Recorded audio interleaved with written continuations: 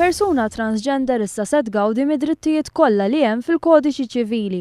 Dan wara li tnejn filgħaxija l-Parlament approva b'mod unanimu tielet qari tal-att li emenda l-Kodiċi Ċivili.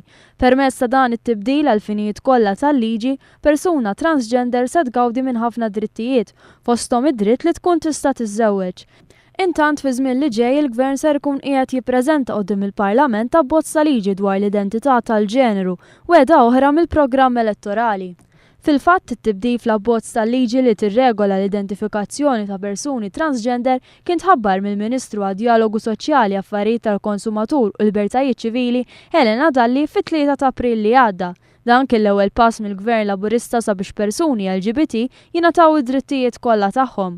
Fosthom hemm l-att tal-Unjoni Ċivili li ser ikun ppreżentat quddiem il-Parlament wara l-vaganzi tas-sajf. Il-Gvern ser iressaq ukoll il quddiem emenda fil-Kostituzzjoni li ser tagħti l-ogħla protezzjoni kontra d-diskriminazzjoni fuq bażi ta' orjentazzjoni sesswali u identità tal-ġeneru.